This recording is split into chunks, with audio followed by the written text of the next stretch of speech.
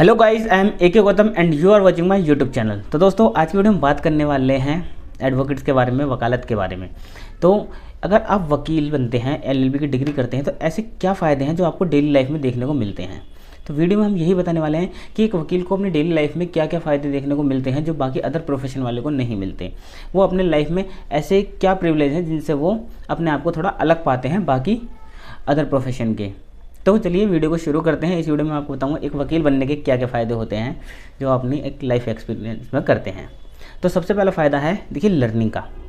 Learning क्या है, हमारा जो उद्देश्य है जीवन का वो लर्निंग होना चाहिए, क्योंकि जितना हम अपने दिमाग को तेज़ बनाएंगे, जितना इंटेलेक्चुअल बनाएंगे, वो हमारे जीवन में काम आने वाला है। रिस्पेक्ट हमेशा बुद्धि की ही होती है। देखिए, बाबा साहब ने भी कहा था कि मनुष्य का अंतिम उद्देश्य उसका बौद्धिक विकास होना चाहिए। तो इसलिए अगर आप LLB करते हैं, जब एडवोकेट बनते हैं, तो एक एडवोकेट की लाइफ में रोज़ नई नई चीज़ें सीखने को मिलती हैं, नए नए चैलेंजेस आते हैं, नई नई चीज़ें सीखता है वो, और रोज़ अपडेट होता है वो। इवन जब हम कहते हैं पूरी प्रैक्टिस करते हैं, तो हम हमेशा अपने आप को लर्नर ही कहते हैं, एक स्टूडेंट कहते हैं, क्योंकि जो एक वकील का काम होता है वो सीखने का होता है। बाकी अदर प्रोफेशन की बात करें तो सब एक अपना काम करते रहते हैं और डेली वही काम करते रहते हैं। लेकिन एक एडवोकेट ऐसा है जो वो रोज़ नए नई चीज़ों को देखता है, नए नए केसेस से डील करता है, और हर केसेस में एक अलग अलग लर्निंग होती है। तो सबसे ज़्यादा जो लर्निंग का काम होता है वो होता है एडवोकेट की लाइफ में। एडवोकेट को पूरी ज़िंदगी पढ़ना है। ऐसा नहीं है कि LLB की डिग्री ले लिया उसके बाद पढ़ाई का काम नहीं है। वो जब भी किसी भी केस में जाएगा वो रिसर्च करेगा, अलग अलग क्षेत्र में रिसर्च करेगा, देखेगा, पढ़ेगा। जितना ज़्यादा पढ़ेगा वो उतनी ज़्यादा अपनी वकालत को इस्टेब्लिश करेगा। तो एक वकील हमेशा पढ़ता रहता है, सीखता रहता है, और यही उसका एक सफ़र है वकालत का। तो अगर आपको लर्निंग का शौक़ है, आपको नई नई चीज़ों का शौक़ है, आप जानना चाहते हैं नई नई चीज़ों को, और रोज़ अपने आप माइंड को अपडेट करना चाहते हैं, आप करंट में अपने माइंड को अपडेट रखना चाहते हैं, तो वकालत आपके लिए बेस्ट ऑप्शन है। तो इसलिए अगर आप वकील बनते हैं, LLB की पढ़ाई करते हैं, तो आपको लर्निंग बहुत मिलेगी और अपनी लाइफ में आप बहुत सारा लर्न करेंगे। तो पहला फ़ायदा तो ये है। दूसरी बात करें हम, सोसाइटी में रिस्पेक्ट। देखिए, जो भी अदर प्रोफेशन है, काफ़ी सारे ऐसे प्रोफेशन हैं जो समाज में एक रिस्पेक्ट की नज़रों से देखे जाते हैं और सोसाइटी में उनकी एक अलग ही रिस्पेक्ट होती है। उन सब में से एक वकालत का पेशा भी ऐसा है जिसमें वो एक रिस्पेक्ट होती है। अगर आप अपने LLB की डिग्री करते हैं, आप वकील बनते हैं, तो आप ये देखेंगे डे 1 से आपको जो रिस्पेक्ट मिलनी शुरू होगी अपने आसपास में, अपने रिश्तेदारों में, वो आपको एक अच्छा प्लेजर देगी और आपको एक अच्छा लगेगा कि आपको सब रिस्पेक्ट कर रहे हैं, क्योंकि एक वकील की वैल्यू जो है सोसाइटी में वो बहुत ज़्यादा है। बाकी प्रोफेशन भी हैं जिनकी लाइफ में रिस्पेक्ट होती है, जो वो देखते हैं आसपास के लोग कि अगर आप वो प्रोफेशन करते हैं तो तुरंत ही आसपास के लोग आपको रिस्पेक्ट देना शुरू करते हैं। लेकिन उसी में से एक वकालत ऐसी है, क्योंकि इसमें क्या है, आपको रिस्पेक्ट मिलती है, हर कोई आपके टच में रहना चाहता है, हर दोस्त आपसे कांटेक्ट बनाना चाहता है, रिश्तेदार रखना चाहता है। क्योंकि क्या होता है, हर किसी को कभी ना कभी लाइफ में एक वकील की ज़रूरत पड़ती ही पड़ती है, चाहे वो शादी के लिए पड़े या आप डॉक्यूमेंट के लिए करें, या कभी कभार ऐसी सिचुएशन भी हो जाती है कि किसी केस में फंस जाएं। तो जो वकालत है वो हर क्षेत्र में काम आती है, और इसलिए हर इंसान को कभी ना कभी वकील की ज़रूरत पड़ती है। तो हर कोई आपसे कांटेक्ट रखना चाहता है। तो दूसरा, आपको जब आप LLB कर लेते हैं और आप वकील बनते हैं, तो सबसे ज़्यादा आपको जो फील होगा यही होगा कि आपकी सोसाइटी में जो रिस्पेक्ट है वो एकदम से बढ़ जाएगी, आपका ऑरा बढ़ जाएगा और आपको सब रिस्पेक्ट करने लगेंगे। क्योंकि ये प्रोफेशन नोबल प्रोफेशन है और एक रिस्पेक्टेबल प्रोफेशन है, और उसके लिए रिस्पेक्टेबल हमें बनाना पड़ेगा, इसलिए अच्छे से सीखना भी ज़रूरी है। वहीं तीसरी बात करें तो एक है पावर ऑफ नॉलेज। देखिए, आज के टाइम में जो लोग अट्रैक्ट होते हैं, या यूथ हो या पहले भी, शुरू से हर कोई अट्रैक्ट होता है पावर की तरफ, कि हम वो वाली प्रोफेशन में जाना चाहते हैं जहाँ हमें पावर मिले।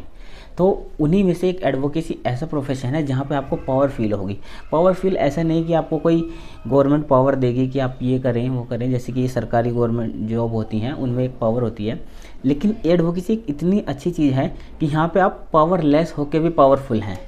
मेरा मतलब ये है कि आपको कोई डेलीकेट नहीं की ये पावर, लेकिन आपके पास पावर किस चीज़ की, नॉलेज की पावर है।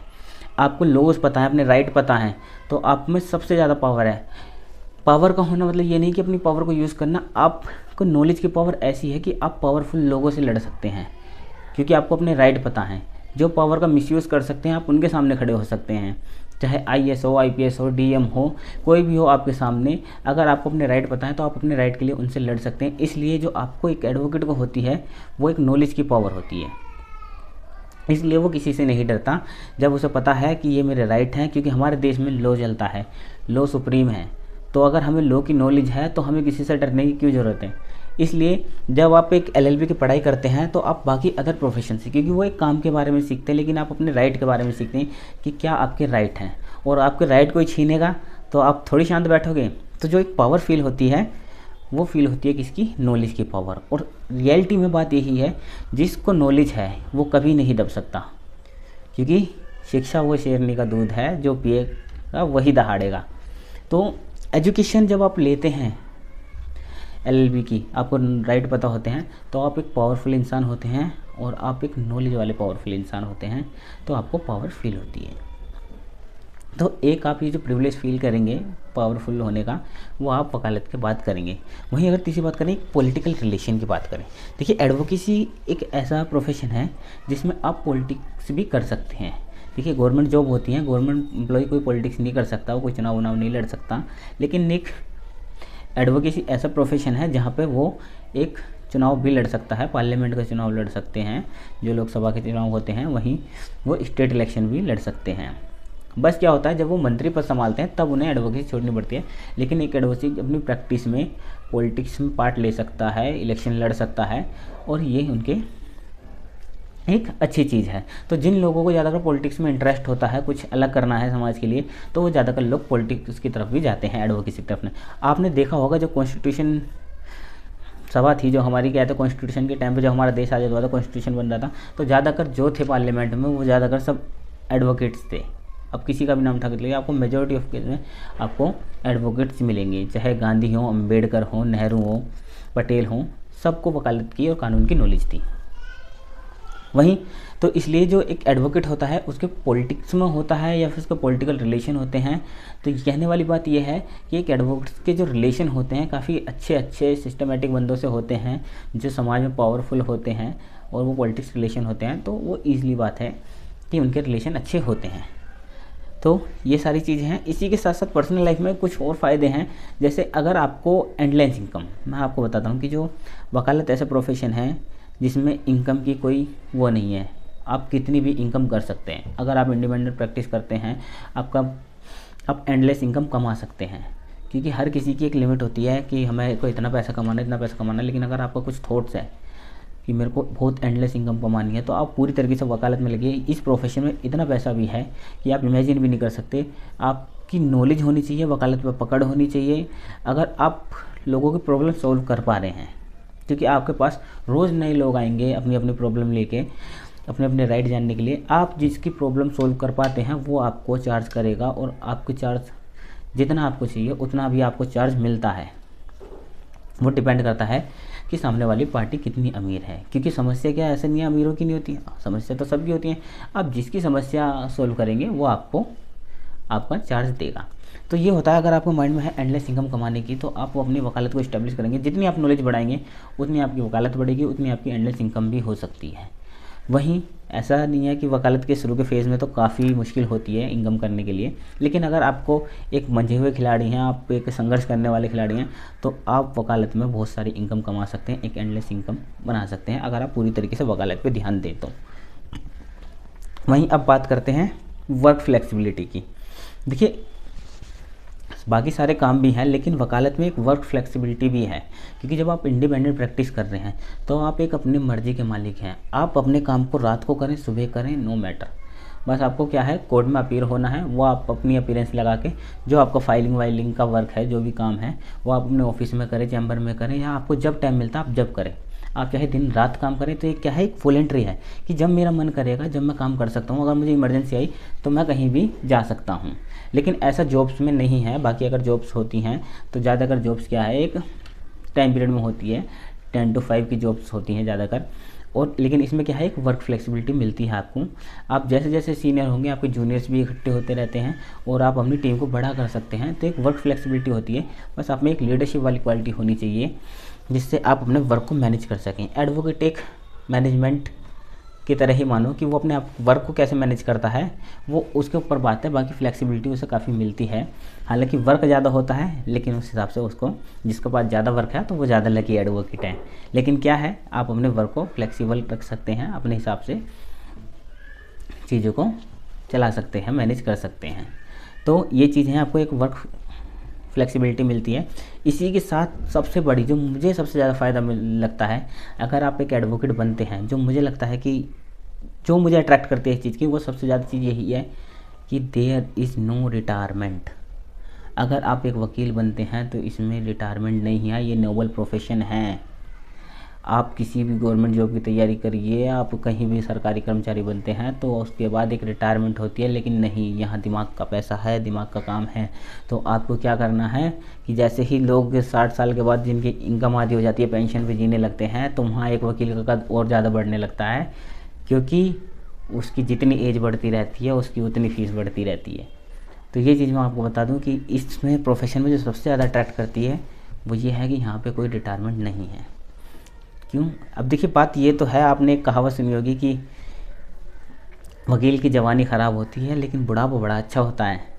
तो वो बात यही है, जितना वकील बूढ़ा होता रहता है, जितना वो सीनियर होता रहता है, उसकी जो वैल्यू है वो बढ़ती रहती है। उसकी वैल्यू बढ़ती रहती है, उसकी इनकम बढ़ती रहती है, उसकी डिमांड बढ़ती रहती है। तो क्या है कि जहाँ लोग 60 के बाद ढलने लगते हैं, वहाँ वकील 60 के बाद और ज़्यादा उभरने लगता है। इवन जब तक वह जीवित है तब तक वो इनकम कर सकता है। तो वहीं अगर आप चाहते हैं कि आपको जो ऐसा प्रोफेशन में जाना है जहाँ पे आप अपनी लाइफ टाइम तक काम कर सकें, तो वो एक वकालत एक अच्छा ऐसा प्रोफेशन है जिसे आप कर सकते हैं। इवन जो जजेस होते हैं वो भी अपने रिटायरमेंट के बाद वकालत भी करते हैं, क्योंकि उन्हें भी घर बैठना पसंद नहीं होता। वो क्या करें, क्योंकि ऐसा होता है 60 साल के बाद ज़्यादातर लोग घर बैठते हैं तो उनका मन नहीं लगता। लेकिन प्रोफेशन एक ऐसा है वकालत, अगर आप करना चाहते हैं तो आप जब तक चाहे जब तक करें, जब तक आप ज़िंदा हैं। तो ये वाली जो चीज़ है वकालत की मुझे सबसे ज़्यादा अट्रैक्ट करती है कि यहाँ पर रिटायरमेंट नहीं है, आप जब तक चाहे जब तक काम कर सकते हैं, क्योंकि आपका माइंड काम करता है, आपकी नॉलेज की डिमांड है। आप जितनी ज़्यादा वकालत कानून की समझ रखेंगे, आपकी वैल्यू उतनी ज़्यादा समाज में रहेगी। वहीं अब मैं लास्ट की बात करता हूँ, जो फ़ायदा है, एबिलिटी टू हेल्प अदर। हर कोई किसी के मन में ये होता है कि किसी ना किसी की हेल्प करें। समाज में बहुत सारी चीज़ें दिखती हैं जो कि हेल्प कर सकते हैं, लेकिन एडवोकेट ऐसा है वो ईज़िली हेल्प कर सकता है। उसे काफ़ी अपॉर्चुनिटी मिलती हैं, अवेलेबल रहता है दूसरों की हेल्प करने के लिए। ज़्यादातर लोगों को राइट्स पता नहीं रहते, उसका मन करता है फ्री सेवा करने का, तो वो फ्री में एडवोकेट वो भी करते हैं, फ्री में कुछ केसेस भी लड़ते हैं कुछ लोगों के लिए। तो उन्हें भी अच्छा लगता है कि हमने किसी की हेल्प करी, किसी के राइट्स को आगे हमने रखा, किसी की कोई सुनने वाला नहीं है उसकी हमने बात सुनी। तो अगर कोई हेल्प करना चाहता है तो एडवोकेसी भी एक अच्छा ज़रिया है लोगों की हेल्प करने का।